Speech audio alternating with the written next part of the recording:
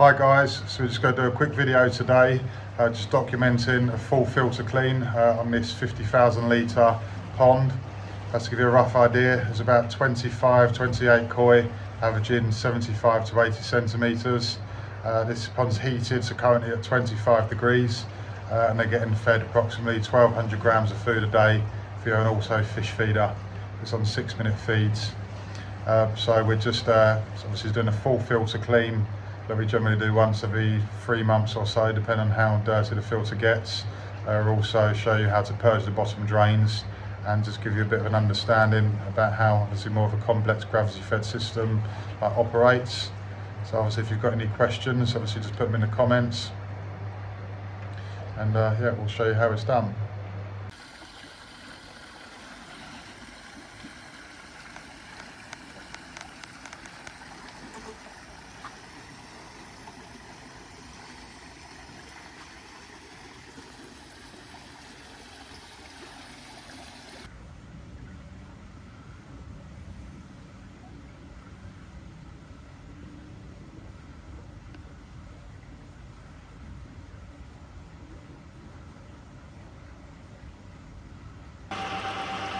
So just a quick walk around of the system.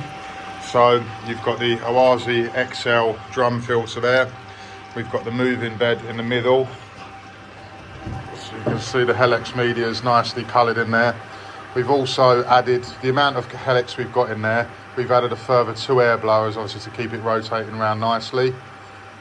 And then this would usually be used as an empty bay for the pumps. However, we've converted it into a jack mat bay. And this is the bay that we really want to be cleaning today. So if you can have a look, you see there's a little bit of a silt basically on the top, but considering obviously that's 3 months worth on a very highly fed koi pond. So that's our basic reason for cleaning today. So that is the actual filtration system. So we've got 3 bottom drains, a mid feed and a skimmer basically running off of this system. These 2 valves here are for the waterfall pockets, so we can drain those down, and then this is obviously just the valves before it goes into the filter. So we're running on 2 Aquamax Expert 44,000 pumps, and all the pipe in here is 63mm, so that's 2-inch pipe. So these pumps, when they go into the manifold and they pump up to the trickle tower that's just out there, so they've got a head height of about 2.5 metres. But obviously once they go through the trickle tower, then they come out the 4-inch pipe, obviously out of gravity, going back to the pond. So turnover in this pond is very high. So on the inlet manifolds, or the outlet manifold, sorry, you're coming out of the pumps and you go through. The one that's turned down, that goes through the UV lines, so 210 watt UVs, and then that returns to the heat pump, and then the heat pump goes directly back to the pond. Obviously with that, because you want to get the heat transferred into the water, you don't want to obviously push the water through that too quickly. So the second one, that just goes directly back to the trickle tower, and then that valve's shut, so that's one pump that does that bit of the manifold. And then the second pump goes to this one, that is just the return going back to the pond. And then this one here again is to do the actual other side of the trickle tower. It's got a 2 metre by 1.5 metre trickle tower on this one, so you can put a high flow over it. This third one is just a spare, but usually if we can open that, then we can run the 2 waterfalls off of the pump. But currently we've got the waterfall running from the returns from the trickle towers. In winter time, for instance, when we want to turn the waterfalls off to prevent cooling, we can turn the 2 4-inch valves off to the waterfalls and open the ones up going to the pond, so it goes directly back to the pond. And going to the inlet of the pump, so this is the spare in case you want to run an extra one, so that's closed off at the minute. That's inlet 1, inlet 2. So what we've basically currently got on this system is 4 valves here. So 2 of them basically run just from the last bay of the filter, but because obviously we don't want to pull too much water through the biological bays in the filter, as previously stated, we've got obviously like the moving bed and then the matting. If we pulled everything through that, although the drum could basically cope with it, this would be basically too quick going through these 2 bays. so you don't get enough retention time. So what we've actually done, we've just put another inlet, basically, not sure if you can see it down there, it's right in the corner, but a 2-inch pipe basically coming from there, going to the inlet manifold, so then obviously we can have a high turnover going through the drum, but then we can slow these two down. So in essence, obviously we've got a very high turnover through the trickle tower, but you get a good retention time in the two biological bays there.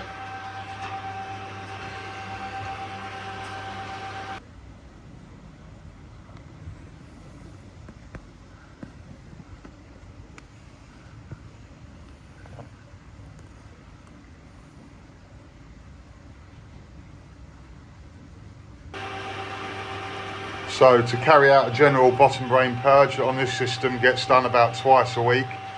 So we turn the two pumps off, and you can go down to here and you can turn these valves off, and that basically stops the water from the pond going into the filter. So you've totally isolated the pond from the filter, and then one by one obviously we can purge these lines. Okay, so I'm going to purge these lines now because you're going to have some debris obviously building up in them, but in a second I'm going to get these filters drained down.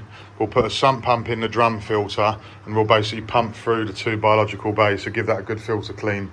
So if I were to do it straight away, then we're going to obviously get the debris from these lines. So I want to basically ensure these are clear first. So one by one, basically open them, obviously you get a nice big purge. Again, these get done about twice a week, so they shouldn't be that dirty anyway. So we give that that, and then we shut that, and then we go to the next one. And you can see it basically goes down here. It's got a large sump situated in the floor there, and then you've got the two sump pumps that pump it to waste from there. That's that one done.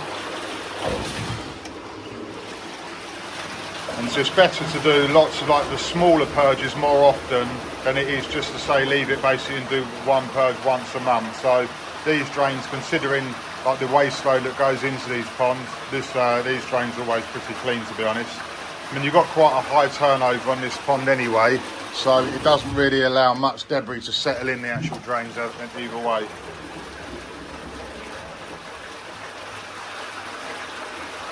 See, that's the skimmer one there, so we're not such higher pressure on there, not so much weight of water above that one.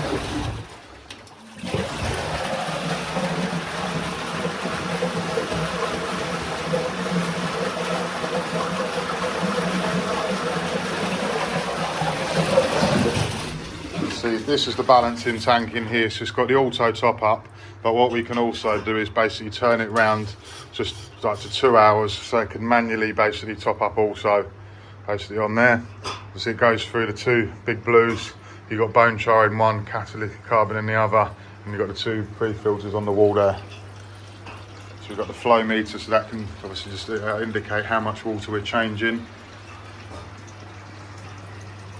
So you can see I've just done a full purge, and obviously like the water under the floor, that's draining down nicely.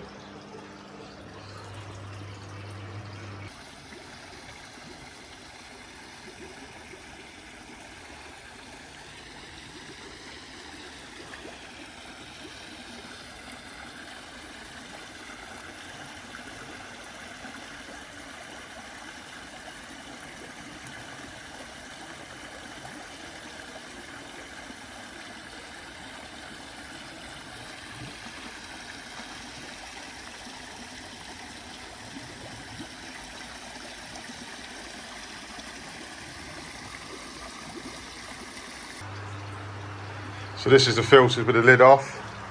So obviously this is like the Oazi XL drum. So the screens in there will let soak, obviously in the Oazi screen cleaner. So if you can make out in the corner there, that 2-inch, that's the additional pump inlet. So obviously you've got like the 5 4-inch feeds going in, but we're actually pulling more out the drum as well. So I'm going to drain these down now. So you can see, I mean, it looks like quite a lot of debris on there, but considering obviously that's 3 months worth in the height of summer at the highest possible feeding, it's not actually that much, but obviously you'll see like the waste load coming out. So the best thing to do is just shut these these valves here, so we're not getting any water coming back from the skimmer line or anything. So obviously one by one we're going to drain them down now. So if we go that one first, so you see, you find this one obviously a bit dirtier because the moving bed, that's always obviously moving, so not a lot of sediment actually settles in there. But obviously this is the one that obviously will collect more of the actual debris. And then we'll go. So again, like you've got the sump pumps in the floor that will just pump it through to waste. So we're going to, in a second, I'm going to take a couple of screens out. We're going to put the sump pump in there and then basically pump the water from the pond. I'll open this, obviously through to there. Let's turn that drum off.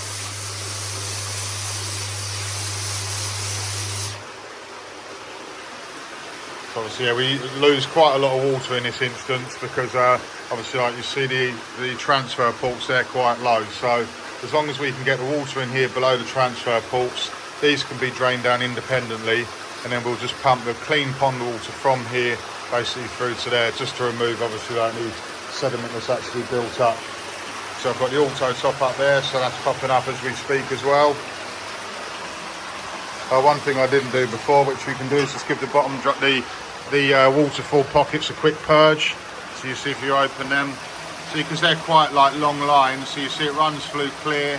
Then in a minute you might get obviously a bit of dirty water coming through. Or in this instance they're staying quite clear, you see there. And then once the dirty water clears, then we can shut the valve.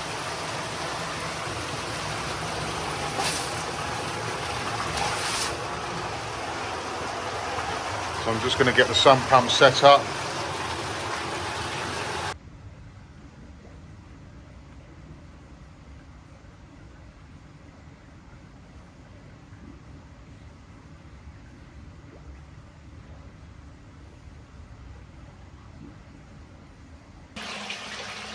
So these are the air blowers that we have running on the whole system. So they're high blow 40s. So we've got obviously 160 litres of air a minute running in the system. So in the media bay there, in the Helex, we have 120 litres a minute running in there. And then we have a high blow 40 just running on the pond. Obviously it's got a very large waterfall on the pond as well, running 2 4-inch returns back from the trickle towers. So obviously you've got lots of air in the pond. We prefer doing that rather than aerated drains, so obviously you can focus on the actual viewing of the fish. Where we feel obviously aerated drains, you've got the air right in the middle and it just causes a lot of disturbance. But obviously that's just personal preference. But as long as obviously you're getting sufficient air in the actual system. What is terribly important as well, as you can see we always do our systems on like a segregated fuse board like this. So everything basically is on its own trip. So things like the air is on its own circuit, so the air blowers on their own. So if a UV, for instance, was to trip out, then obviously the UVs will just trip back to the circuit out and everything else will stay running. So in this instance, obviously you've got the heat pump on one. So you've got the pit, the far end of the summer house there. You've got the air power, sump pump, UV. You've got 24-hour power, that's in the garden. Fish feeder one, the pit lights, garden lights obviously on one circuit, pond lights on another, pond pumps, and you've got the summer house power, summer house lights, and then the heater. So everything's segregated like that. Obviously these are like, we use the weatherproof, obviously MK doubles. This is a fish feeder timer. So currently these are getting fed six times a day on 6-minute feeds. This is obviously the timer for the garden lights, the timer for the pond lights. This is where the UVs are plugged in. Obviously this is where the pumps are plugged in. So obviously you'll notice we've also got spares. So we've got 2 there, but we've got a couple there in case we want to put another pump on that same circuit. UVs, obviously we've got another spares as well. So if the electrics go in the UVs, rather than replacing obviously with 110s, you can just do the double 55. So we've got a couple of spares there. So it's just future-proofed in that respect. So now these are drained down. Obviously I've put the sump pump in the first bay of the filter, and then what I'll do now is just open one of these valves slowly, so obviously it lets the water in there, and then with the water that's basically being pumped out of there, I can clean these media bays through.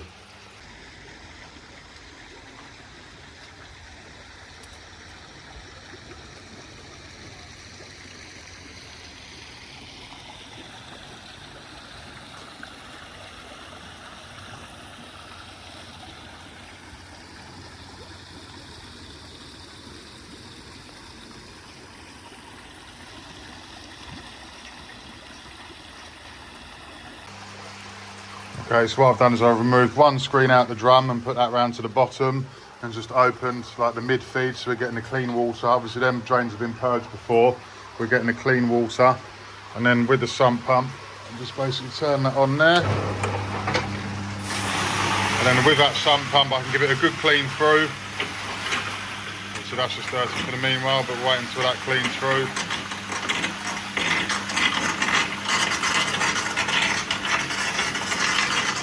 And then you can see obviously like what we're getting out the bottom.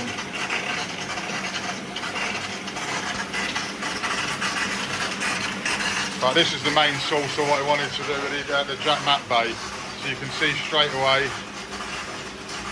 it's all that kind of debris, and you can see obviously what I'm getting out of the actual chamber there.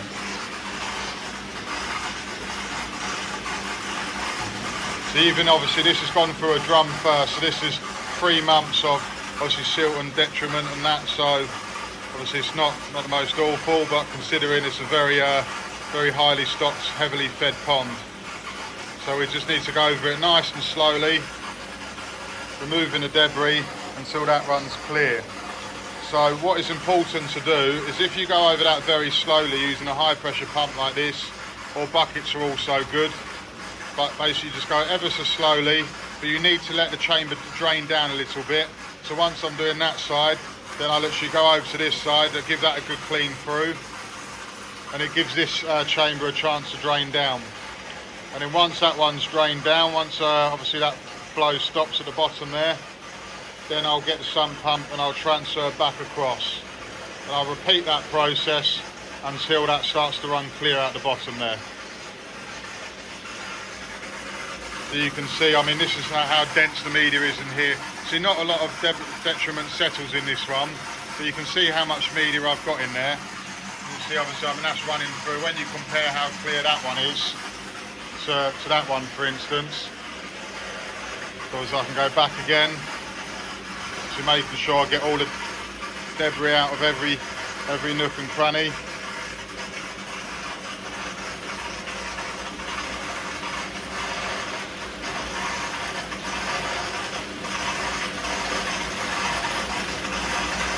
You see, with the Japanese matting, see, that's in like a honeycomb formation, because primarily a very good biological media, and it works with the water passing over the surfaces of it.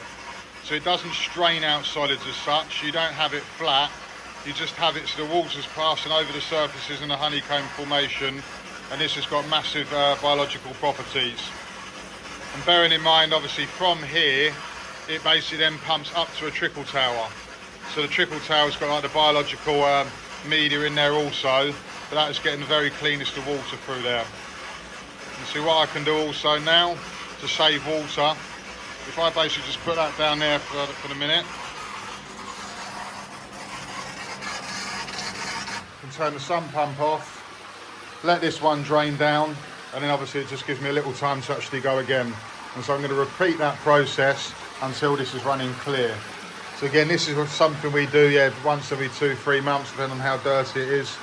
But obviously I'll repeat that process until it runs clear.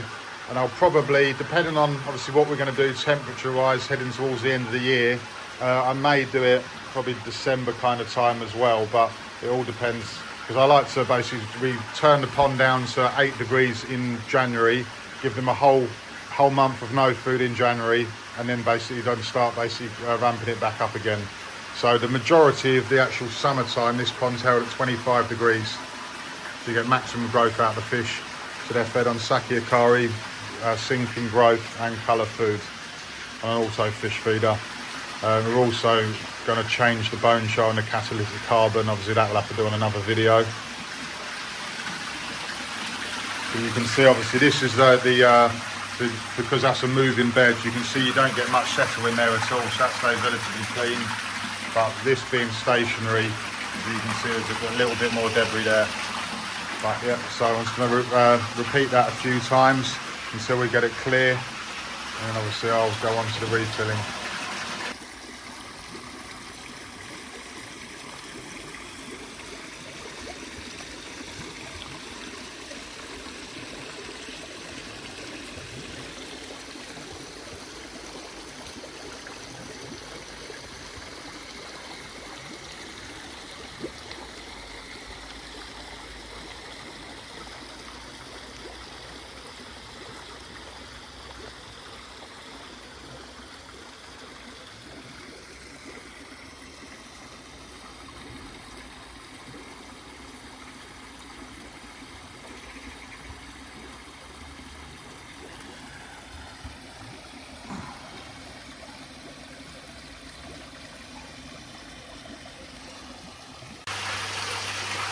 Okay, so I've repeated that process, obviously washing the jack mat through some 3 or 4 times.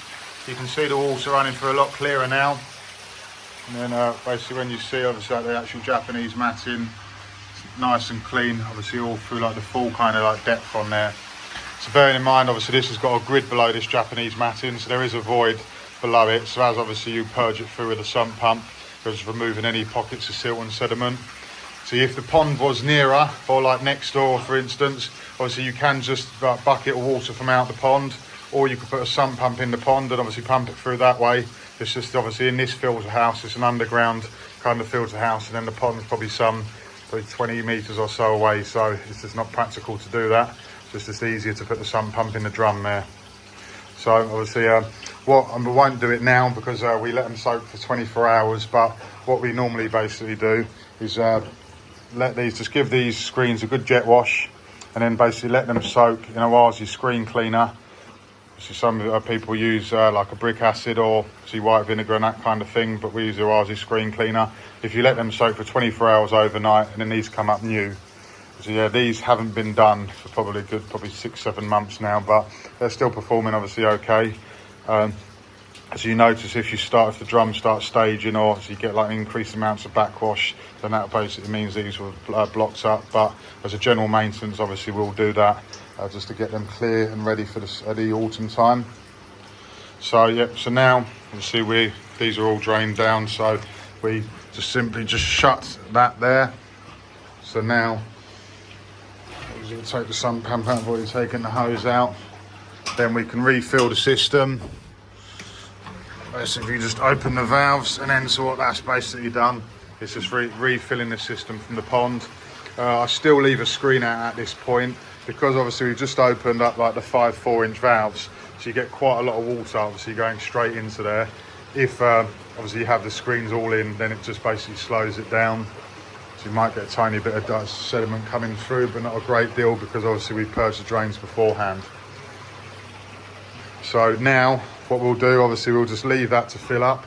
So obviously we've got the auto top up, and also I've just done like the bypass from the hose. It all goes through the big blues anyway, but I'll leave that for a couple of hours to refill the pond. And once the pond's refilled, I'll put the screen back in and then turn the pumps back on.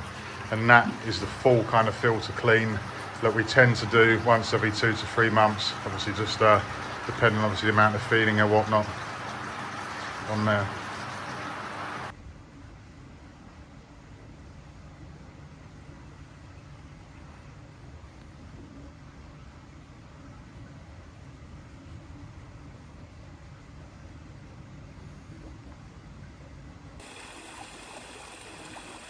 These fish are on their final feed of the day.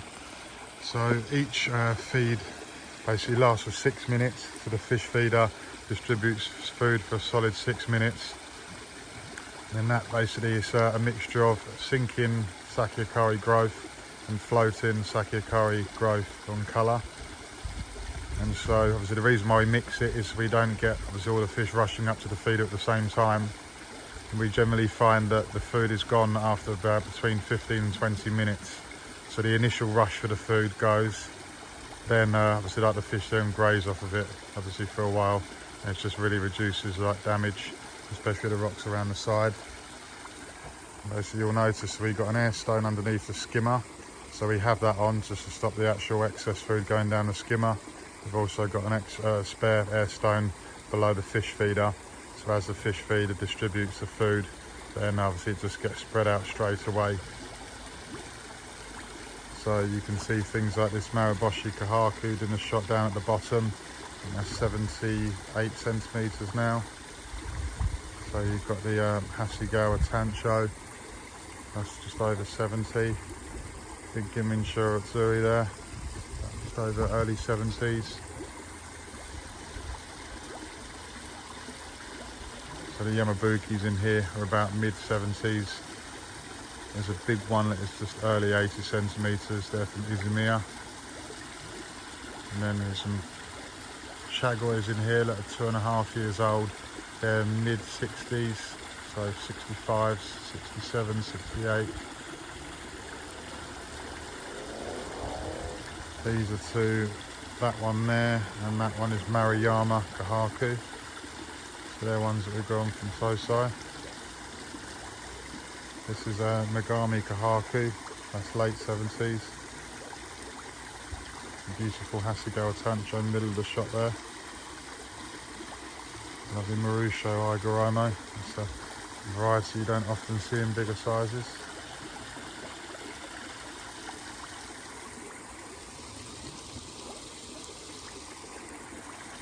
So this is the final push to get the growth on the fish now. Before we start turning the temperature down, October kind of time.